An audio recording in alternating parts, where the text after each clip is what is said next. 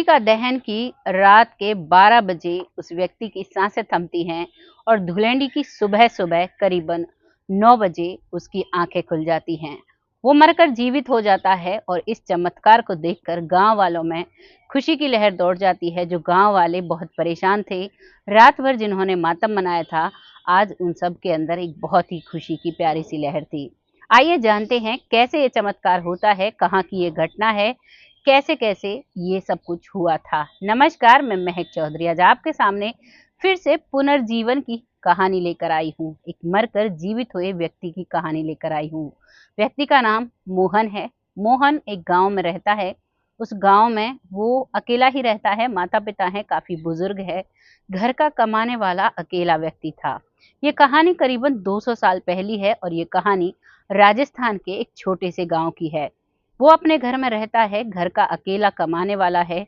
बहुत अच्छे दिन गुजर रहे थे। शादी की उम्र हो चुकी थी, लेकिन अचानक होली से 15 दिन पहले उसे कुछ ऐसा होता है कि वो अकेले में बड़बड़ाने लगता है, अंधेरे में रहने लगता है, लोगों के सामने नहीं आता है, लोगों से बातें नहीं करता है, उखड़ा-उखड़ा रहता है, बहुत परेशान रहने लगता है। उसकी बुजुर्ग माँ सभी को दिखाती है, पंडितों को पतरा दिखाती है और साधु संत जो होते हैं उन सब से पूछती है, लेकिन कहीं भी कोई भी उपचार नहीं मिलता है। डॉक्टर को दिखाती है तो उसे कोई भी बीमारी नहीं होती है। धीरे-धीरे 7 दिन निकल जाते हैं और होली से 7 दिन पहले वो खाना-पीना छोड़ देता है।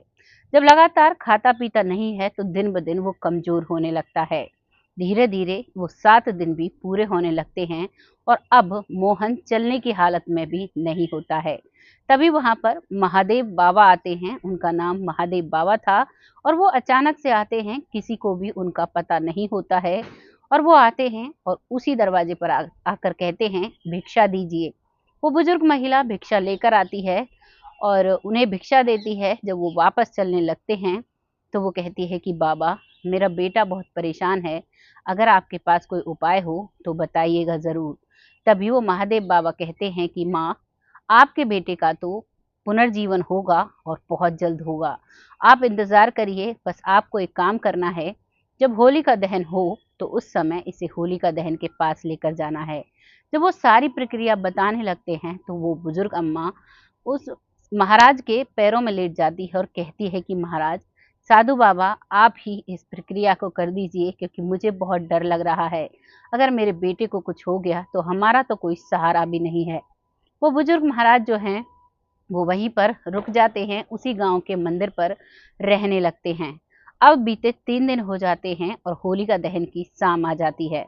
वो व्यक्ति जो मोहन था, वो खाट में ऐसे ही पड़ा हुआ था अपने बिस्तर पर, चलने-फिरने की हालत में बिल्कुल नहीं था। अब शाम होते ही 9 बजे होलिका दहन का मुहूर्त था। सभी गाँव के लोग इकट्ठा होते हैं और एक तरफ, क्योंकि पहले बहुत भाईचारा हुआ करता था। गाँव में अगर एक व्यक्ति की डेथ हो जाया करती, तो पूरे गाँव में टीवी नहीं चला करते थे। उस समय टीवी नहीं थे, लेकिन संगीत, शादी-ब्याह भी रोक दिए जाते थे। अब तो बहुत अलग समय हो गया है। अब तो दूसरी गली में कोई व्यक्ति जाता है इस संसार से और उससे दूसरी गली में डीजे बजते रहते हैं, शादी की खुशियाँ मनाई जाती हैं। पहले का वक़्त और था। तो उस समय पर अब पूरा गाँव होलिका का दहन कर रहा था, लेकिन सब मन ही मन भगवान से अर्चना कर रहे थे कि कैसे भी करके मोहन ठीक हो जाए।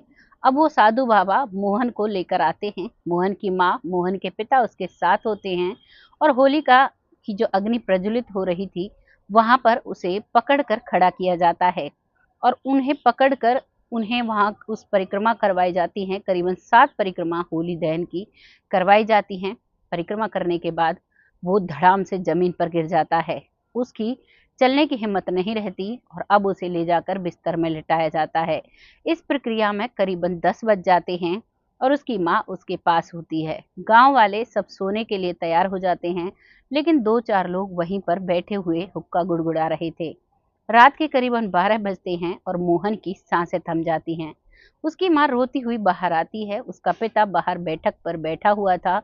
वहीं पर सभी लोग बैठे हुए थे। वो कहती है कि मेरे बेटे को क्या हुआ, आप देखो तो ज़रा। तभी साधु बाबा को बुलाया जाता है। साधु बाबा अपने मंदिर में थे। वो वहाँ से आते हैं और मोहन को देखते हैं, तो मोहन में अब जान नहीं थी। मोहन की आँखें बंद हो चुकी थी। माँ रोती है, तभी साधु बाबा कहते हैं कि माँ जी आप मत रोइए, आपका बेटा कहीं नहीं गया है, आपका बेटा पुनर्जीवित होगा, आप चिंता मत करें। पूरी रात हो जाती है, माँ को चिंता रहती है, भले ही बाबा ने कह दिया था, लेकिन एक माँ का कलेजा आप समझ ही सकते हो। माँ के दिल पर क्या बीतती है जब उसके बच्चे को, उसके जवान बेटे को कुछ हो जाता है। माँ इसी चिंता में पूरी रात निकल जाती है। सुबह होती है, गांव वाले साधु बाबा के पास जाते हैं और कहते हैं आज त्योहार है, धुलेंडी का दिन आ जाता है।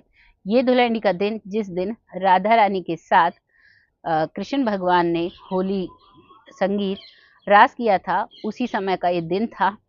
और अब वो सब कहते हैं कि कैसे त्योहार को मनाया जाए। तो इस बात पर जो संत महात्मन हैं वो कहते हैं कि आप चिंता मत करो, होली के रंगों में बड़ी ताकत होती है, तुम अपने त्योहार को बहुत अच्छे से मनाओ और भगवान से प्रे करो, सब कुछ ठीक होगा। अब साधु बाबा उस व्यक्ति को लेकर जाते हैं, मोहन को, उसी अवस्था में, और होलिका की जो दहन की राख थी उसमें से एक तिलक उसके माथे पर लगाते हैं।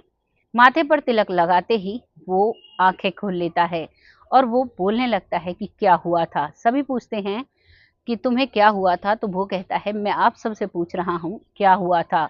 मुझे तो ऐसा लग रहा था कि मैं किसी सपने में हूँ, और अब उसके अंदर की सारी कमजोरी खत्म हो चुकी थी, वो बिल्कुल हष्ट हष्टपुष्ट था।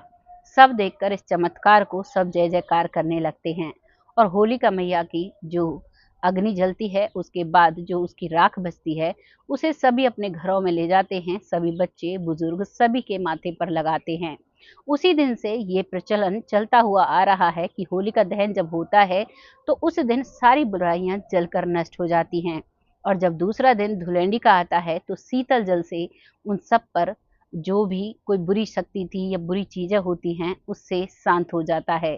और इसी हिसाब से आज भी लोग अपने घरों में होलिका दहन की राख को लेकर जाते हैं और अपने बच्चों के माथे पर लगाते हैं। ये कहानी यहीं पर समाप्त होती है। आपको ये कहानी सुनकर कैसा लगा, अपनी राय कमेंट बॉक्स में लिखिएगा। छोटी सी जानकारी लेकर आई हूँ, थोड़ी सी मेहनत की है। आपको अगर मेरी मेहनत पसंद आई है तो वीडियो को लाइक और शेयर ज़रूर कीजिएगा, और अपना प्यारा सा कमेंट और अपनी प्रतिक्रिया ज़रूर दीजिएगा, क्योंकि आपका जो कमेंट होता है उससे हमें बहुत मोटिवेशन मिलता है, और ऐसी ही सच्ची और अच्छी स्टोरी लाने में हम सक्षम हो पाते हैं। जो भी आपकी राय है लिखिएगा ज़रूर। बहुत जल्द से ही किसी सच्ची और अच्छी स्टोरी के साथ फिर से आती हूँ। अब वक्त हो चला है उन लोगों का धन्यवाद करने के लिए जो लोग हमें दिल से सपोर्ट करते हैं, हमारी हर वीडियो पर प्यारा सा कमेंट करते हैं, जिनमें सबसे पहला नाम आता है खुशबू देवी, जो बहुत अच्छे से कमेंट करती हैं, अभी अभी जुड़ी हैं, बहुत प्यारा कमेंट है। आपका तहे दिल से धन्यवाद। ऐसे ही अपना प्यारा सा सपोर्ट हमारे साथ बनाए रखें और वीडियो को पूरा देखकर शेयर ज़रूर करें, और अगर चैनल सब्सक्राइब नहीं किया है तो इसे सब्सक्राइब भी ज़रूर करें। अगला नाम आता है शिविका जी, जिनका यहाँ शायद आईडी का नाम है। बहुत अच्छा कमेंट करते हैं, बहुत अच्छा लगता है। आपका तहे दिल से धन्यवाद। ऐसे ही अपना सपोर्ट हमारे साथ बनाए रखें। अगला नाम आता है परमजीत कौर जी, जो बहुत प्यारा कमेंट करती हैं, बहुत अच्छे से सपोर्ट करती हैं। आपका तहे दिल से धन्यवाद। ऐसे ही अपना सपोर्ट हमारे साथ बनाए रखें। अगला नाम आता है हमीशला जी, जो शायद आईडी का नाम है। आप अपना नाम और अपने क्षेत्र का नाम कमेंट में ज़रूर लिखिएगा। जिनकी आईडी का नाम लिखा हुआ है, किसी किसी का तो आईडी पर नाम लिखा रहता है और किसी किसी की आईडी बच्चे बना देते हैं या कोई और बना देता है, तो इसीलिए आप अपना नाम कमेंट सेक्शन में ज़रूर लिखा करें, जिससे कि हमें पता चल पाए कि आप लोग हमें कहाँ से और कौन हमें देख रहा है। आपका तहे दिल से धन्यवाद। ऐसे ही अपना सपोर्ट हमारे साथ बनाए रखें। अगला नाम आता है आर नेगी जी, जो हमें सिस्टर कहकर संबोधित करते हैं, बहुत ही प्यार जताते हैं वीडियो पर।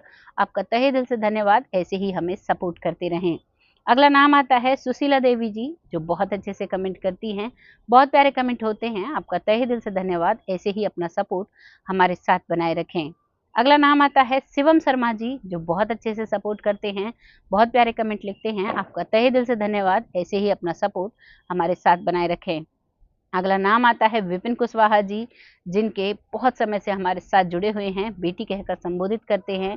हर वीडियो पर इनका कमेंट होता है, वीडियो चलते ही इनका कमेंट आ जाता है। आपका तहे दिल से धन्यवाद। आप भगवान आपको हमेशा स्वस्थ रहे रखें। आपका तहे दिल से धन्यवाद दोबारा से करती हूँ। ऐसे ही अपना सपोर्ट हमारे साथ और अपना आशीर्वाद हमारे साथ बनाए रखें। अगला नाम आता है चंद्रिका प्रसाद जी, जो बहुत अच्छे से सपोर्ट करते हैं, बहुत प्यार देते हैं वीडियोस को। आपका तहे दिल से धन्यवाद। ऐसे ही अपना सपोर्ट हमारे साथ बनाए रखें। अगला नाम आता है विवेक, जो बच्चे हैं अभी लेकिन ऐसी वीडियोस में रुचि रखते हैं, धार्मिक हैं, बहुत अच्छा लगता है।